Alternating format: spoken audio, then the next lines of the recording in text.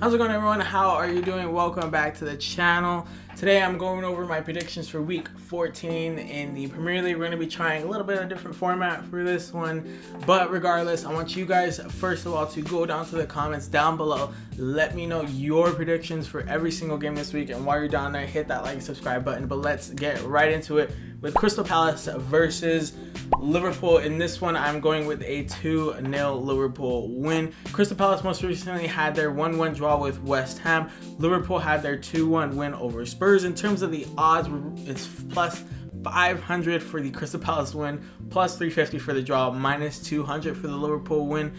Liverpool will be looking to continue their momentum at the top of the table to try and further prove why they deserve to go back to back in the Premier League.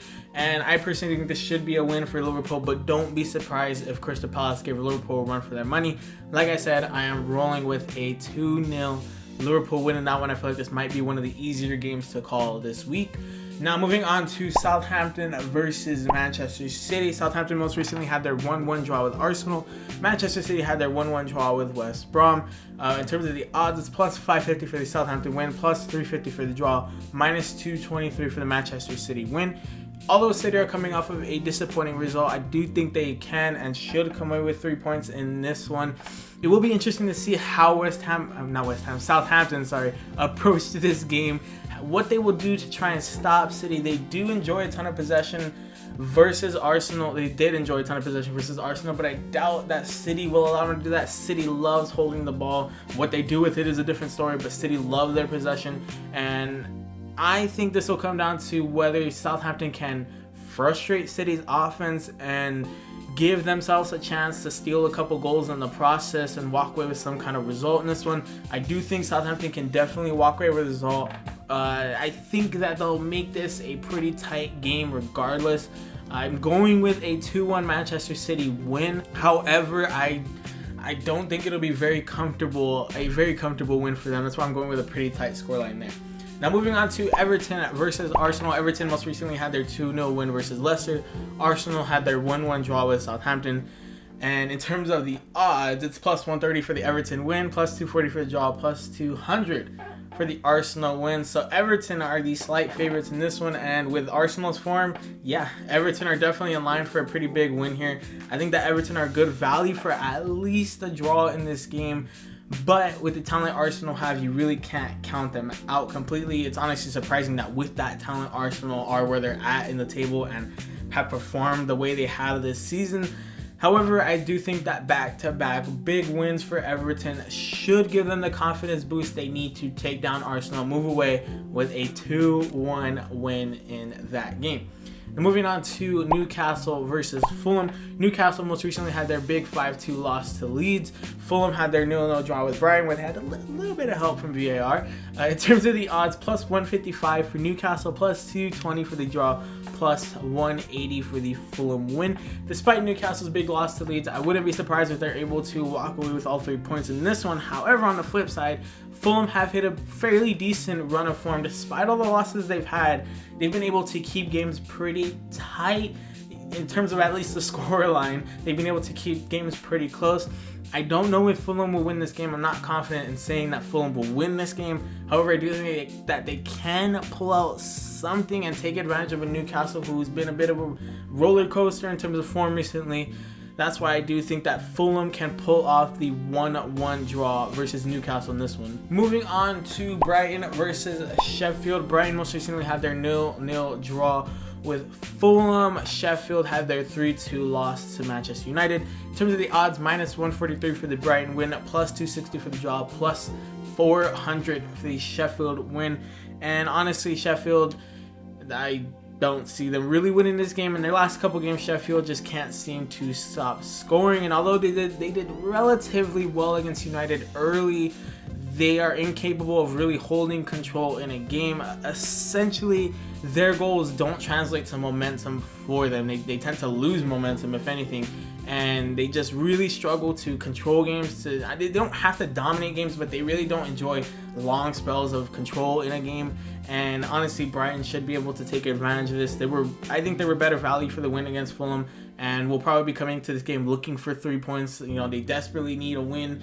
They've really not been able to find any this season, not too many at least. However, I do think in this one that they will walk away with a pretty big win. I'm rolling with a 3-0 win for Brighton versus Sheffield in that one. Now moving on to Spurs versus Leicester, one of the headline matches in this week. Spurs most recently had a 2-1 loss to Liverpool. Leicester had their 2-0 loss versus Everton. In terms of the odds, it's plus 105 for the Spurs win, plus 240 for the draw, plus 255 for the Leicester win. I think this should be an interesting game. Leicester have been a bit up and down recently, but they are still the best of the rest, in my opinion. I think outside the big six, you would have Leicester in 7th.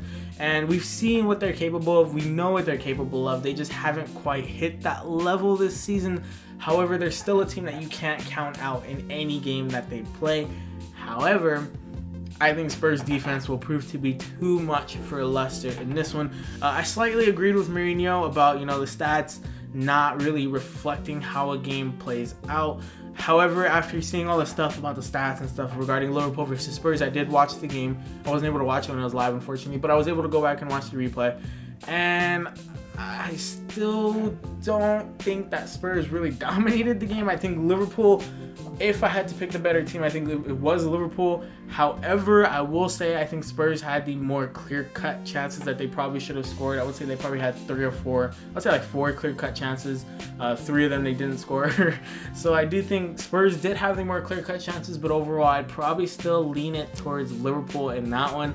However, that does bring up the point that for Spurs, the stats will never truly represent how the game played out. They are the very definition of a counter-attacking team, and so they will likely always give up a ton of possession, a ton of shots, a ton of corners in exchange that they get a couple counter-attacking goals and are able to hold the defense, to a clean sheet, hold the offense, the other team's offense to a clean sheet. That's why in this one, I am rolling with a 1-0 Spurs win. I don't think Leicester will be able to stop that counterattack. It could get worse. However, I do think Leicester can maybe pull off something in this game, but I'm handing the win to Spurs, the win and the clean sheet to Spurs in that one. Now moving on to what is probably, I would think, the main attraction for this week. Manchester United versus Leeds United. Big rivalry game there. Manchester United most recently had their 3-2 win over Sheffield. Leeds had their 5-2 win over Newcastle. In terms of the odds, it's minus 150 for the United win, plus 320 for the draw, plus 350 for the Leeds win. And with how explosive Leeds are, I honestly won't be surprised if they score 2 to 3 goals in this game. It will just come down to how Man United respond. Obviously, we know Man United can come from behind. They've had to do that a lot in recent times, which I think is something that can come back to bite them later on. But obviously, United, again, have proven that they can come from behind. So it might not be an issue if Leeds do go up 2 or 3 goals. United might be able to pull off that kind of comeback here too. Because this is a big rivalry game, I think this game can get ugly, and not just in terms of the scoreline. I don't know how much of an understanding the players really have of the rivalry. However, regardless, I think they'll still play, their hearts out, and it should be a pretty intense game. This has honestly been a pretty highly anticipated game since, honestly, Leeds got promoted. This is a game people have been looking forward to. So I think it should be entertaining, and it would be incredibly disappointing if this turned out to be a boring game.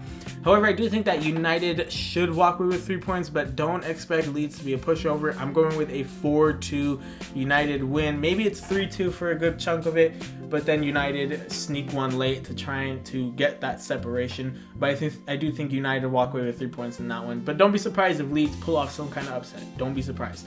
But moving on to West Brom versus Aston Villa. Most recently, West Brom had their surprising 1-1 draw with Manchester City. Aston Villa had their disappointing 0-0 draw with Burnley. In terms of the odds, it's plus 260 for the West Brom win, plus 265 for the draw, plus 106 for the Aston Villa win. This should be an opportunity for Aston Villa to really get back on track, because I think they've slipped since the beginning of the season. They've not had a few results go their way most recently. So I do think that they can and should walk away with 3 points in this one against West Brom. However, West Brom might be feeling good after their draw with Manchester City. It'll just be interesting to see how they deal with the sacking of Slaven Bilic. And obviously Sam Allardyce is in. He's, the new manager for West Brom. So, I mean, he has the teensy tiny task of escaping relegation by the end of the season. So it starts here with this game with Aston Villa. However, I do think that it could take a second for Allardyce's, methods, his tactics, whatever, to really make an impact with a squad that does have potential, to be fair. But I do think Aston Villa should be able to take advantage of this transition and walk away with 3 points. I'm going with a 2-1 Aston Villa win in that game. Moving on to the Burnley versus Wolverhampton Wanderers game, if you fancy it, or Wolves if you're not. Burnley most recently had their 0-0 draw with Aston Villa. Wolves had their 2-1 win, last gasp win over Chelsea, and almost came away with a 3-1 win in that one. Burnley, in terms of the odds, are plus 255 for the win, plus 215 for the draw, plus 115 for the Wolves win. Wolves will be feeling good after that last second win against Chelsea. This could be a big turnaround for their season where they go on a bit of a run. I think that this run will continue over Burnley, who might not necessarily be pushovers, but Wolves should be winning this game if they really want to try and get Europa League, or who knows, maybe challenge for Champions League in this one.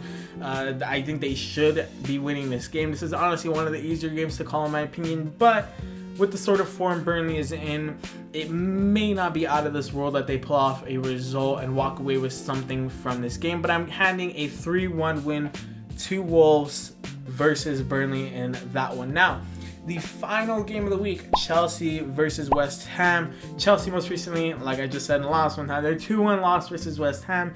West Ham had their 1-1 draw with Crystal Palace. Chelsea, in terms of the odds, are minus 228 for the win, plus 360 for the draw, plus 550 for the West Ham win. And this is going to be a bit of a doozy because, well, Chelsea could potentially get Ziyech and Hudson-Odoi back. They return to training, however, they may not be fit in time for the West Ham game, and I think that could make a big impact in terms of how Lampard approaches this game. However, I do think that those two won't necessarily make an immediate impact, maybe Ziyech more so than Hudson-Odoi. But I do think that Chelsea can walk away with all 3 points in this game, but West Ham are not going to make this game easy at all. They're not going to make this game easy for Chelsea. And West Ham have continued their form that they found after Project Restart into this season. They've done really well to pull off some good results and could very well be good value to pull off another double against Chelsea, and it starts with this game. This game is going to come down to how aggressive West Ham are and how Chelsea responds to that aggression / how Chelsea responds if they get scored on. I personally think Chelsea won't walk away with a clean sheet in this one. I think West Ham will score one, and it's going to be up to Chelsea to try and find momentum, find control, and get it in the back of the net, because we can get momentum, but we just can't finish. Chelsea can't finish. Unbiased. Chelsea can't finish. So it's struggle town right now, a bit back-to-back losses, but I do think that they can pull off a result against West Ham. However, West Ham will definitely make it a tight game, and I think it's going to go all the way to the 90th plus minute. West Ham will keep pressing Chelsea and try to come away with a result, but I think Chelsea can hold them off for the 2-1 win in this game. It's going to be a bit of a wild one there.